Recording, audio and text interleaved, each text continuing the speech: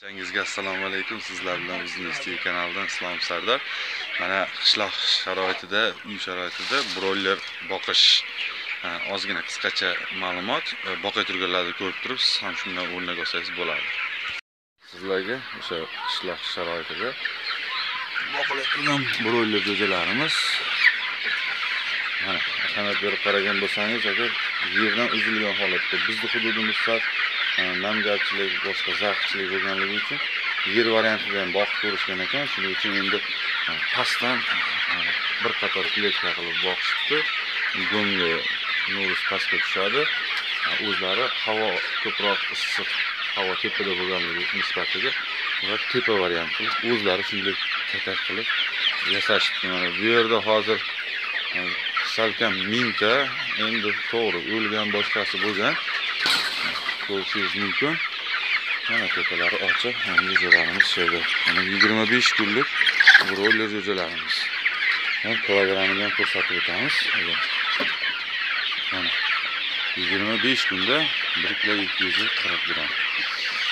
Mana azizlar, bularga juda ko'p aligan emas, yem berasiz. Hozirgi kunda mana 4200 so'm bo'lyapti yemlarimiz. Mana bu yerda aralashma holatda. Mana boqish prinsipi ko'ring. Tepa juda ham issiqligi nisbatiga bu yerda semirib ketib, boshqa mana salkam 2 kiloga yaqinlari ham bor, 1 kilo 800, xuddi shunaqalari ham bor. Mana kattalari.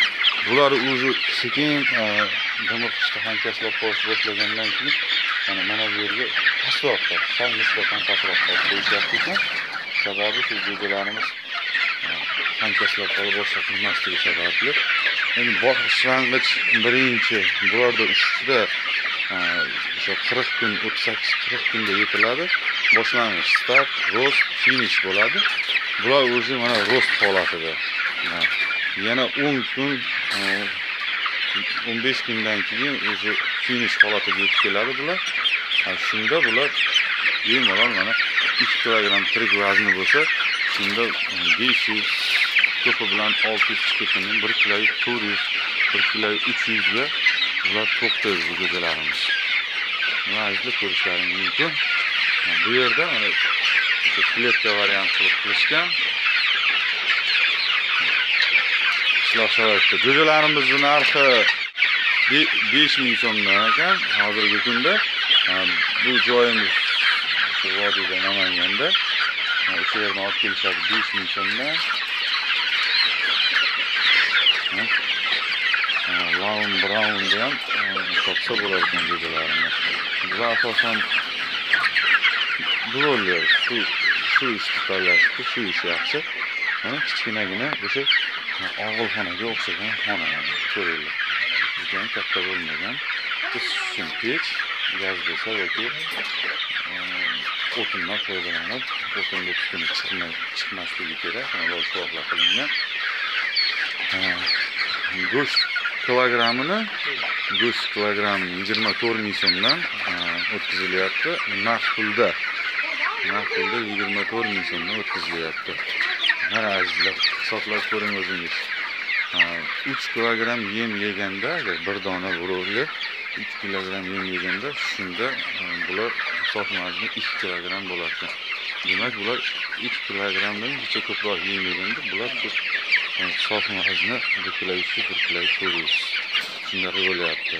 Hisoblab ko'rsangiz o'zingizga anchagina foydali. Bular juda ochoq bo'ladi, yeydi va yotadi. Sizlarga ko'proq ma'lumot berib o'tish mumkin bemalol.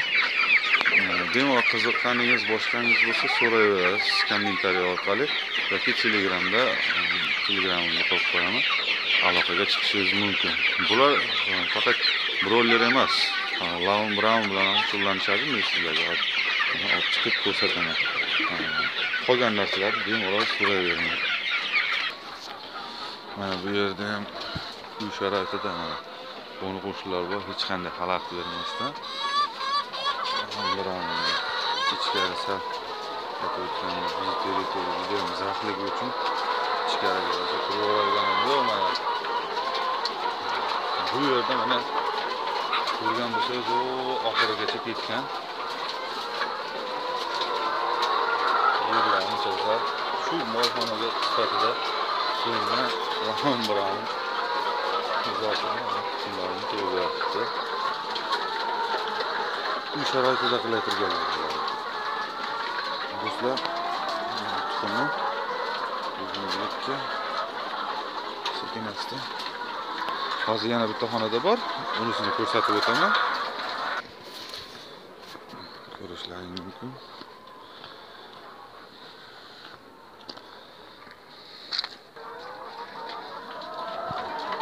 Mana azizlar. Bu yerda mana o'tgan safar videomizda aytib o'tganimizda bu yerda fermada 4000 ta edi. Bu yerda mana 1000 ta alohida qilib boqishyapti. Hammasi qulayliklarni zotidir. O'tgan yilgi holatga mana juda holatida olishganda 3800 so'm, 3500 so'mdan bular перечислениyaga olishgan, shuning uchun 3800 so'm olishgan. Naqd pulga 3500 pulga qiladi albatta.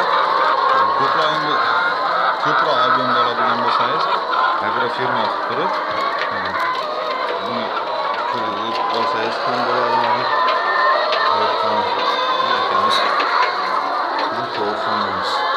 Bu yoqda ham dars bor.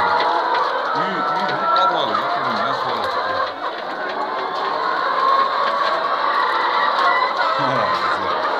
Sizlar ham shuni biznes qilsangiz bo'ladi. Eplasa bo'lyapti. Mana har bir odam, mana birortasida hali xo'rozi yo'q. Hammasi 4 tadan standart holatga joylashtirilgan. Barchasi tug'adi.